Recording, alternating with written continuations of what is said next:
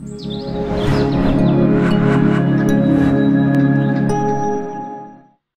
tomto videu sa pozrieme na to, ako zabezpečiť, aby nám nebola zima od nôh.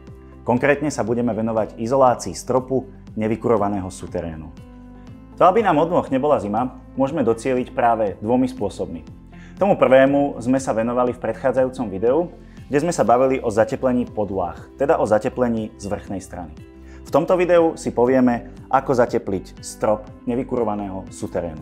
Zateplenie stropu je variantou jednoduchšou aj výhodnejšou. Samozrejme, výšku polystyrénu alebo izolačného materiálu volíme podľa možností, akú nám ten suterén dáva.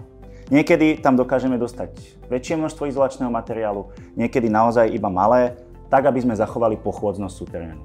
V prípade izolácii stropu sa musíme zase držať jednoduchých pravidiel.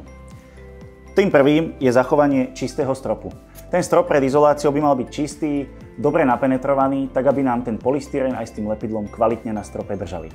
Zároveň opäť sa snažíme zachovať návaznosť materiálov, tak aby nevznikali tzv. Tepelné mosty.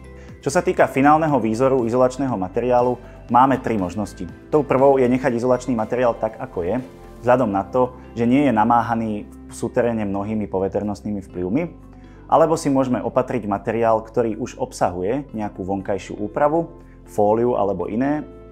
A treťou možnosťou je tento izolačný materiál natiahnuť do omietky a ten vizuál si tak dotvoriť sami.